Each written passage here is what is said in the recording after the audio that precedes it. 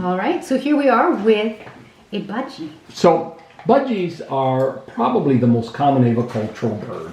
They are found worldwide. It doesn't matter where you travel, you will find them.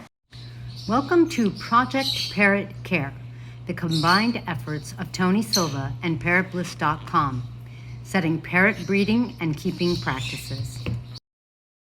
They were introduced by John Gould, an ornithologist, in 1840 to the UK. They were sent by ship, and they would send lots of about 500.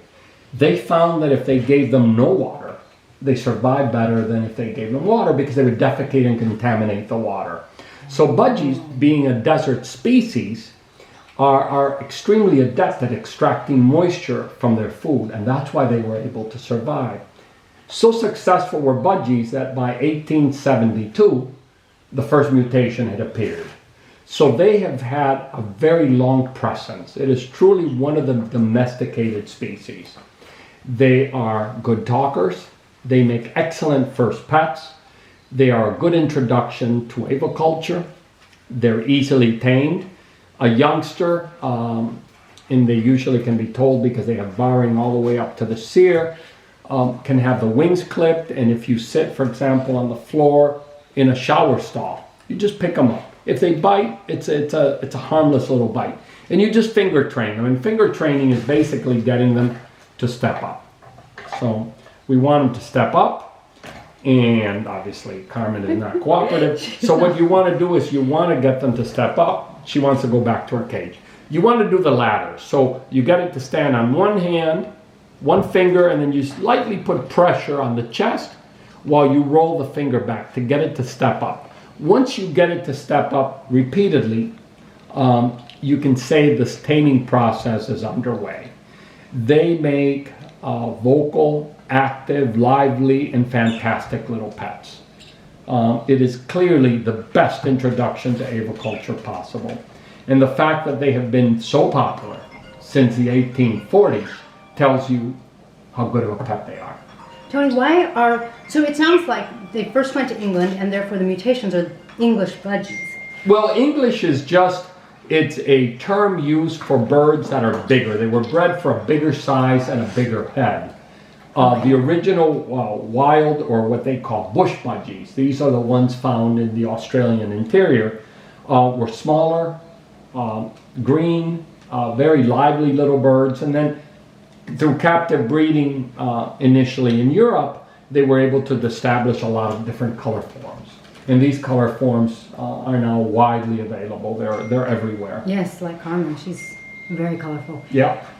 How long do they live, and what should their diet be? They evolved to eat grass seeds in the Australian interior. You want to make sure that you give them either a pelleted diet or a parakeet diet, but you want to supplement that with greens. You can use carrot tops, beet tops, kale, just about any green. They like sprouting seeds. So if you go to the supermarket and you get a little box of sprouting grains or sprouting greens, you can give those to them. And if you miss them, that's good.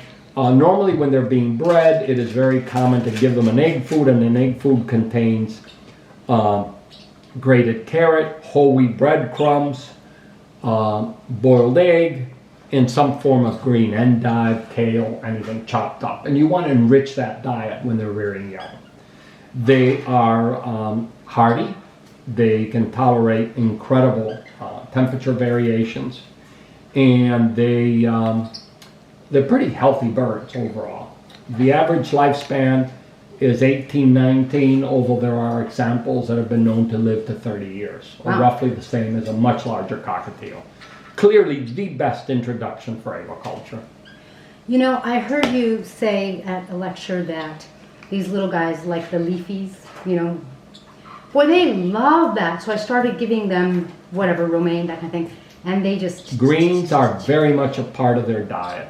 And you can make it into a game. You can wet an endive or a kale leaf and put it on top of the cage and have them pick through it to give them something to do. They are highly terrestrial, so they spend a lot of time walking around the ground. So if you take green and chop it up and tear up some paper and stick it in there, have them dig around for it. You want to make sure that parrots that are captive have some form of enrichment. They're very active animals in the wild. We need to duplicate that in captivity. Which is hard to do in a home. Yes, but if you're a bit creative, you can do many things. I was also surprised to find that they are keenly intelligent and that they're supposed to be one of the best talkers. They're very good. The talking, the words aren't necessarily very clear. They're not an articulate speaker, but they will jabber a lot of words, and they can pick up fairly long vocabularies. They're highly sociable. There's a parrot in the crate, and obviously she's trying to interact with a parrot.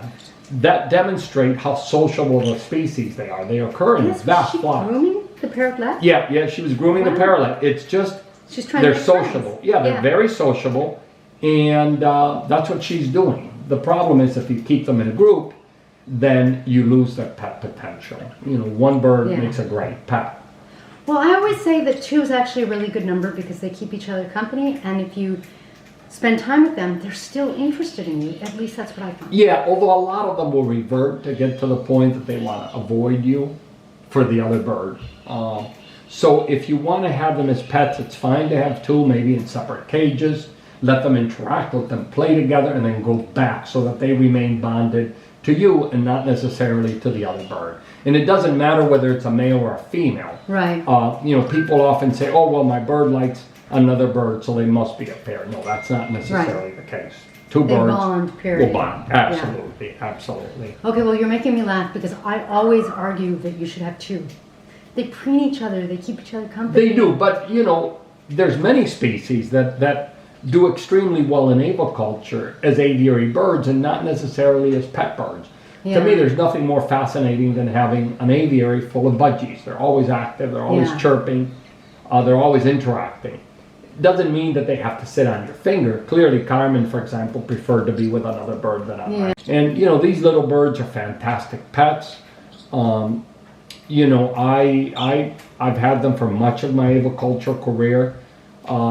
They're prolific, and they're really charming. There's nothing better to come into aviculture than a budger guy.